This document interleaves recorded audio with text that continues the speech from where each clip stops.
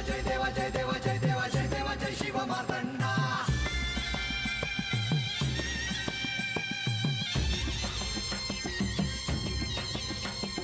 जय देवा जय देवा जय देवा जय देवा जय देवा जय शिव मार्तंडा. हरिवर्धन मल्हारी तुझी प्रचंडा. अगडतून नगारा सोन्याची जेजुरी, देव गेले जेजुरा निळा घोडा.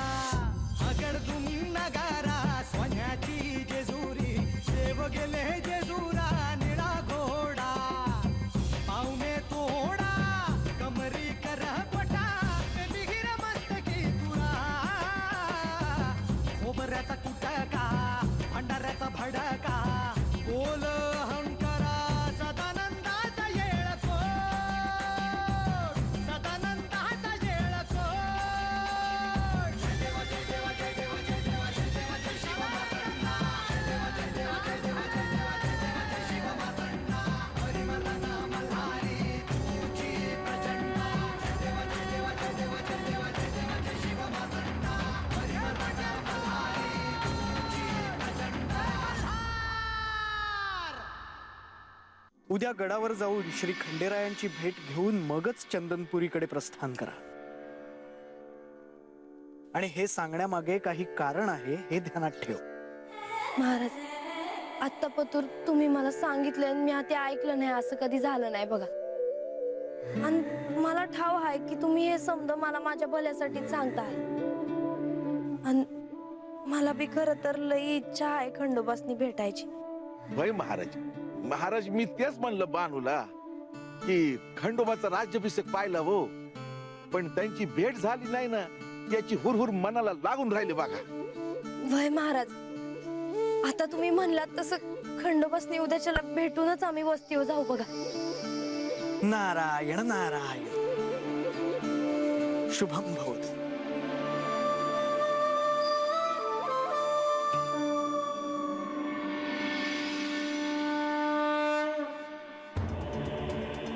काय करू? सांगू का म्हाळसाला की पायथ्याशी एक मुलगी थांबलेली मला दिसली आहे ते? सांगू का?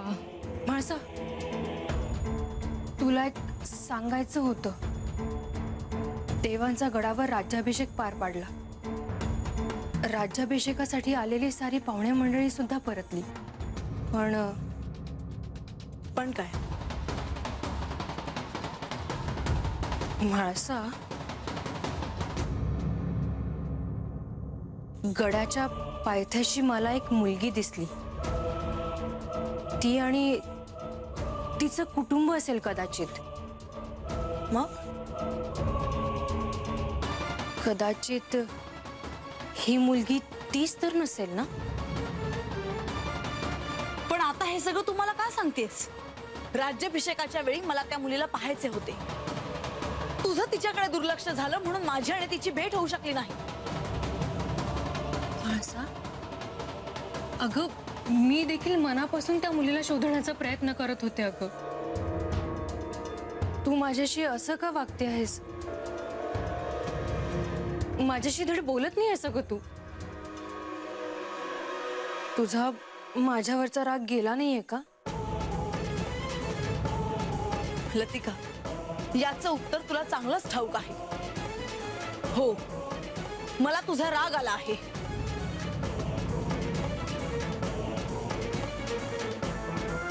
लतिका, मी तुला केवळ एकच काम करायला सांगितले होते. एकच काम.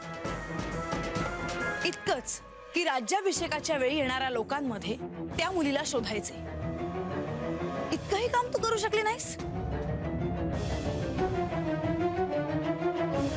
गडाच्या पायथ्याशी एखादी मुलगी बसली असेल तर ती मुलगी यांची भक्त बानूच असेल असे नाही. केवळ तुझ्यामुळे माझी तिच्याशी भेट होऊ शकली नाही.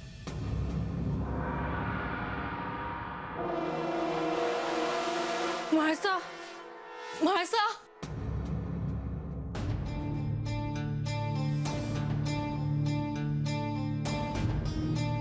आपल्याला उद्या नेवासाला प्रस्थान करायचंय. प्रस्थानाची सर्व तयारी झाली आहे ना? अहो, मी काय म्हणतोय? हो हो ना. अहो मी मगाचपासून पाहतोय, कसला एवढा विचार करताय आपण?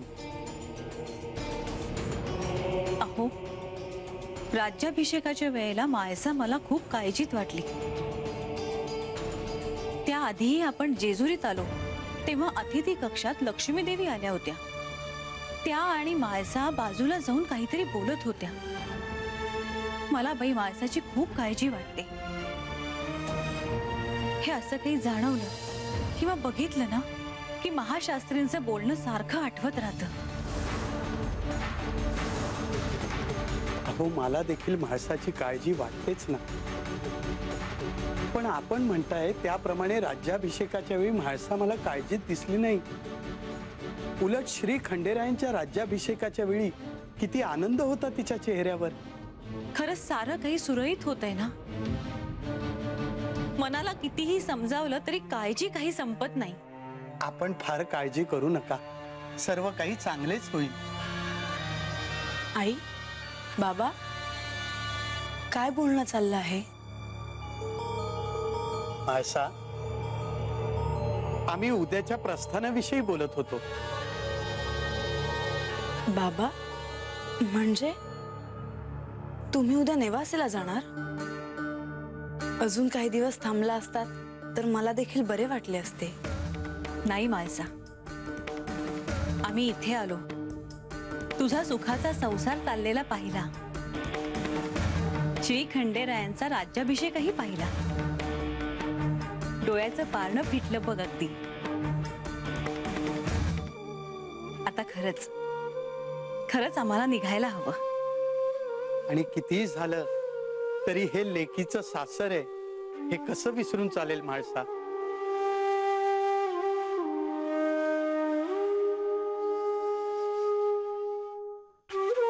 हे बघ मायसा, तुझा जेजुरीत सुखाचा संसार पाहून फार बरं वाटलं बघ. पण तुझं दायित्व अजून वाढलंय, हे विसरू नकोस. तू आता जेजुरीची सम्राज्ञी झालीस.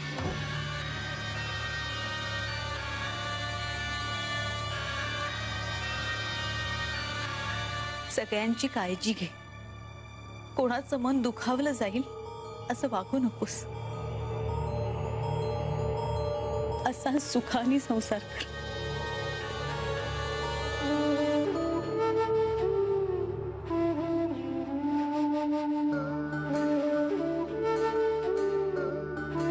घेशील ना काळजी?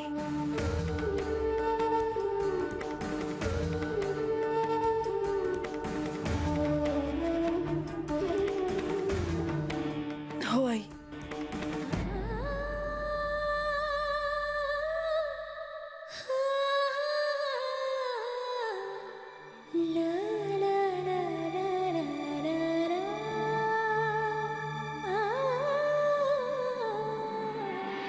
देवा, आता कधी एकदा उद्याचा दिस उगवतोया आणि म्या तुम्हासनी भेटते हाय असं झालंय बघा. आणि देवा, तुम्हासनी अजून एक सांगायचं होतं बघा. म्हणजे महाराज म्हणले म्हणून म्या नाही थांबले. मला बी लई वाटत होतं की तुमची भेट व्हावी म्हणून. राज्याभिषेकाला तुम्हासनी भेटता आलं नाही नव, पण आता उद्याच्याला तुमची भेट होणार.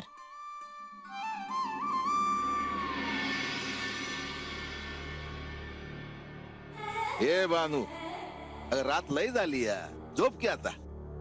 वय बापरे, एक सांगू का, मला झोपच येत नाही आहे बघ. हे म्हणजे काय झालं हसाया? नाही, काय नाही. अरे आजा, कशी झोप येणार तिला? उद्या खंडोबांची भेट होणार आहे ना व. त्याचाच विचार करत असेल ती. हे बानू, तुला एक सांगू, तुझ्यामुळे ना मला खंडोबाचं राज्याभिषेक बघायला मिळालं बघ. वय ग बानू, तुझ्यामुळे मला देवांचं दर्शन झालं बघ. बानू, आज देवाचा राज्याभिषेक काय सदर झाला ग. बार कुठलं कुठलं लोक आली होती, लई लोक जमा झाली होती बघ. अगं ते तर आहेच, पण देवाचं रूप पण काही सुंदर दिसत होत ग. देव जेव्हा बाहेर आले ना लोकांनी दर्शन द्याया, त्या ढगातून देवाने फुलं टाकली की ते बघून ना माझं मन भरून आलं ग. होय रे बा. बानू, ते महाराज पण होते का तत? ते काय करत होते? अगं ते काय ते एकदा महाराज म्हणले होते मला, हा अगं इधी का काय असतात म्हणे. जेव्हा कोणतं बी चांगलं काम असेल ना तेव्हा करत्यात बघते. होय का? आणि मग आणि समधीकडं कसा भंडारा उधळला होता ग. होय होय, जेजुरी ना स्वाण्याची दिसत होती बघ.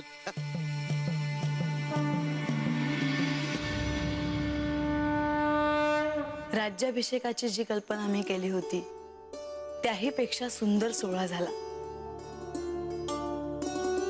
लोकांचं प्रेम पाहून, त्यांचा उत्साह पाहून मला एक खात्री मात्र निश्चित पटली आहे की या सर्वांचंच जेजुरीशी, जेजुरी गडाशी अनंत काळापर्यंत एक नातं निर्माण झालं आहे.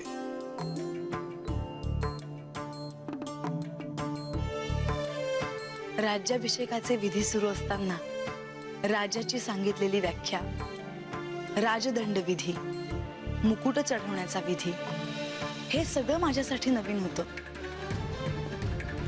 मला हे खूप आवडलं. राज्याभिषेक हाही एक सामाजिक संस्कारच आहे. त्यामुळे अर्धांगिनीच्या नात्याने म्हाळसा तुझे आता दायित्व वाढले आहे. त्यामुळे तुलाही आता राज्यशास्त्र, न्यायशास्त्र समजून घ्यावं लागेल. पण मला हे सगळं कोण शिकवणार? ते मी तुला सांगेनच. एक वेळ शास्त्र समजून घेतले नाही तरी चालेल, पण कोणताही भेदाभेद, पूर्वग्रह न ठेवता ममत्व आणि करुणा असणे हे महत्वाचे.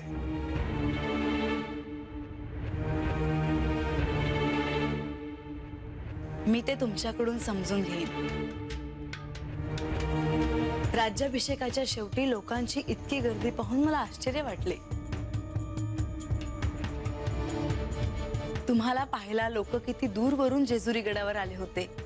आता तुला कळलं असेल की मी या लोकांसाठी, माझ्या प्रिय भक्तांसाठी लगेच धावून का जात होते. हो, मला ते पटलं. आकाशातून देवांनी केलेली पुष्पवृष्टी पाहून मला खूप आनंद झाला. माझ्या आयुष्यात मी हे पहिल्यांदा पाहिलं होतं. पण म्हाळसा, ती पुष्पवृष्टी केवळ माझ्यासाठी नव्हती, तर ती तुझ्यासाठीही होती.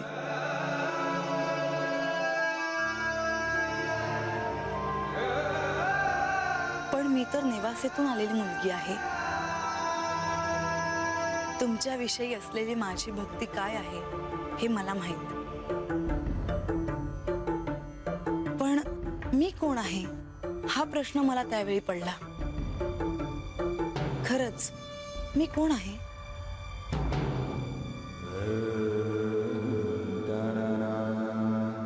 ते तुला स्वतःलाच शोधायचे आहे.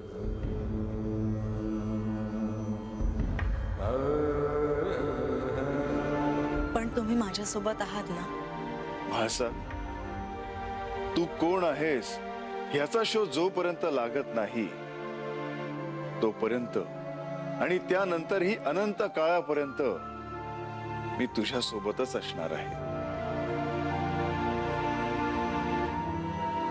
मी तुझाच असणार आहे.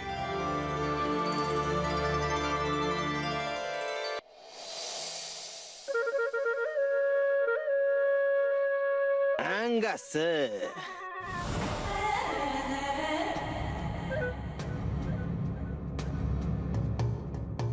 हिताय वय तुम्ही? रांग्या तू आला होतास वय हत मग तुला काय वाटलं तू न सांगता आलास तर मी येणार नाही वय आमचं कवापासून ठरलं होतं याच ते वय का मग अजून का थांबला हाय सत जा की बसती व तुला काय करायचं आहे का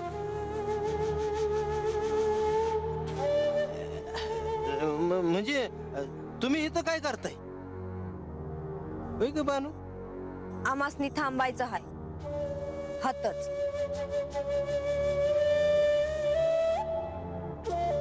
मन भरलं नाही होय का अजून का जेजुरी बघायची राहिली अजून ए रंग्या काय बी म्हणा पर पायदानिक्यात झाला राज्याभिषेक खंडोबाचा काय ती श्रीमंती म्हणायची काय ती देवाचं रूप आजा मला एकदा असं वाटलं का तुम्ही बी राज्याभिषेकाला आलायसा काका म्हणजे दिसल्यागत झालं होतं राजवाड्यात तत पण पुण्यात मग कुठं दिसलंच नाही म्हणलं राहिलं ती बानू तो एक पाहिलंच का ग खंडोबाची बायको बी होती तत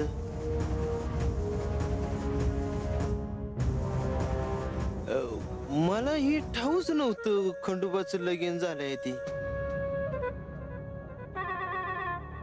काय देवीच दिसत होती नाही खंडोबाची बायको ऐका नाही बानू वय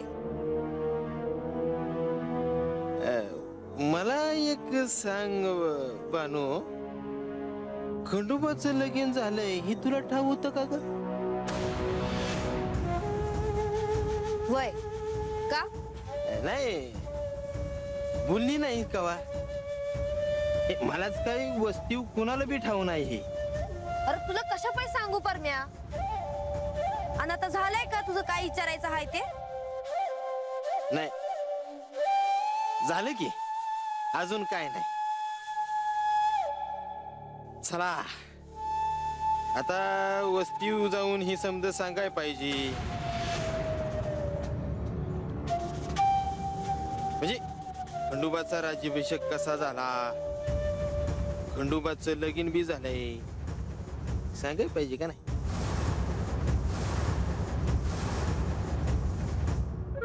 चला येऊ का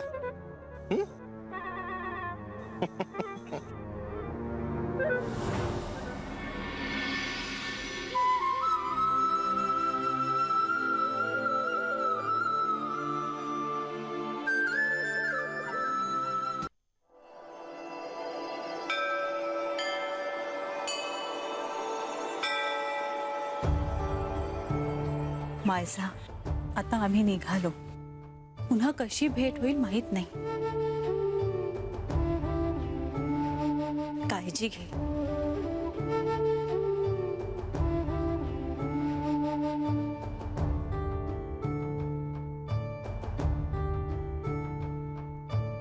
हे केवळ तुझं सासर नव्हे तर एवढ्या मोठ्या राज्याचं दायित्व तुझ्यावरही आहे तेव्हा स्वतःच्या रागावर नियंत्रण ठेव कारण असल्याशिवाय रागवते कमी म्हाळसा तू नेवासाला नाहीस याची अजूनही सवय झाली नाही मनाला पटतच नाही की तू आमच्या सोबत नाहीस ते पण तुझा संसार पाहून खूप समाधान वाटले लतिका तू बरी आहेस ना तुला काही हवंय का नाही नको दोघी एकमेकींची काळजी घ्या आणि काही लागलेच तर सेवकांकडे निरोप पाठवा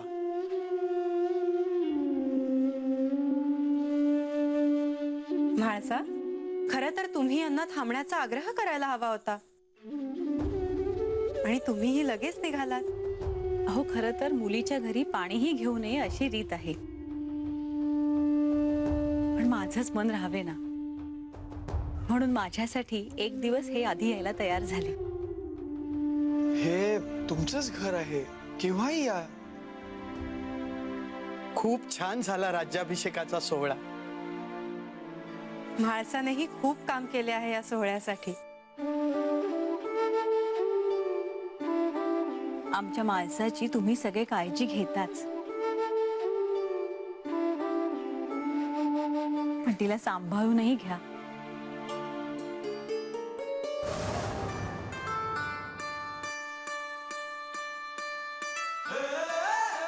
हे म्हणजे ए बा आता चल की बिकी बिकी. वय वय आलो आलो. आता आज परघा इथंच आहेस की?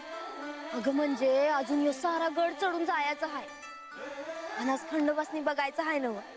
मग असं सावकाश जायचं वय. ए बानू वाय दम खाऊया की हा? ए बा आत्ता ना गर. अरे वाटल्यास गडावर जाऊन बसू झालंच तर, पण आत्ता आधी एकदाच गडावर जाऊ बघ. तू काही विश्रांत घेऊ देणार नाहीस बघ. हा? जोवर देवाच्या आणि तुझी भेट होत नाही ना तोवर तू काय गप बसणार आहेस वय. हा चला चला.